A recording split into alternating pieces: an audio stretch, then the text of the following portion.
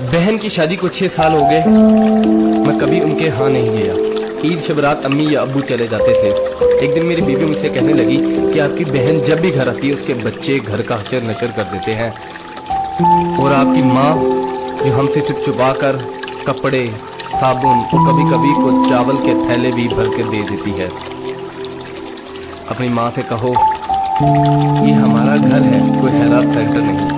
मुझे ये सुनकर बहुत गुस्सा आया कि मैं अपने घर का बहुत मुश्किल से गुजारा कर रहा था और मेरी माँ सब कुछ मेरी बहन को दे देती है। बहन एक दिन घर आई हुई थी तो उसके बेटे ने टीवी का रिमोट तोड़ दिया। मैंने माँ से गुस्से से कहा कि माँ, बहन को कहा करो ईद के दिन आया करे, और ये जो आप साबुन, चावल और ये जो चीजें देती हो इनको बंद करें। माँ चुप रही, लेकिन बहन ने ये सारी बातें सुन ली। 4 बज रहे थे, बच्चों को तैयार किया तो बहन ने कहा कि भाई मुझे बस स्टॉप तक छोड़ आओ।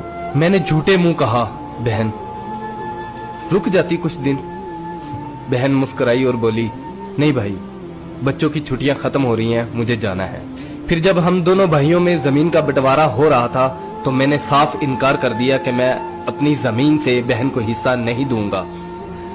तो माँ ने कहा कि बेटी का भी तो हक बनता है। मैंने गाली देते हुए कहा जो कुछ भी हो जाए मैं बहन को हिस्सा नहीं दूंगा। मेरी बीवी ने भी बहन को बुरा भला कहा, वो बेचारी खामोश थी। बड़ा भाई अलहदा हो गया और मेरे बड़े बेटे को टीबी हो गया और मेरे घर के हालात खराब हो गए। जितना सब कुछ था मैं उसके इलाज पे लगा चुका था। मेरे पास इलाज करवाने के पैसे नहीं थे, मैं बहुत परेशान था। लाखों रुपए लगा चुका था और भूख सर पे थी। परेशानी की हालत में कमरे में बैठा शायद अपने हालात पे रो रहा था। उसी वक्त मेरे घर में वही बहन आई। मैंने गुस्से से बोला ये आगी मनहूस। मैंने बीवी को कहा कुछ तैयार करो बहन के लिए। बीवी मेरे पास आई और कहा कोई जरूरत नहीं गोश्त और बिरयानी बनाने की। फिर 1 घंटे बाद वो मेरे पास आई।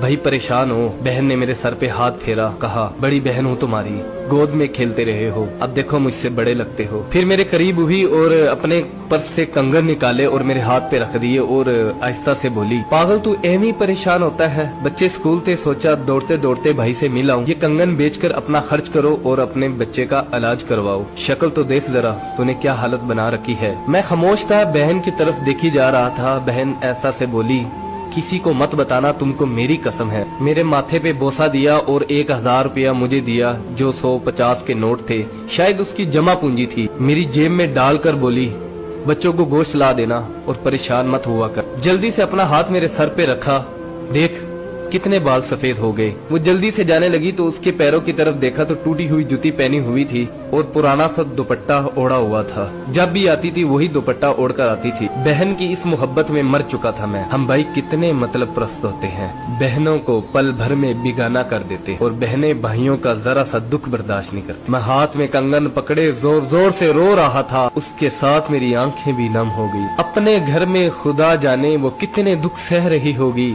कुछ लम्हे के लिए अपनी बहनों के पास बैठकर हालचाल पूछ लिया करो, शायद उनके चेहरों पे कुछ लम्हों के लिए एक सुकून सा आ जाए। बहनें माँ का रूप होती हैं और भाई बाप का रूप होते हैं।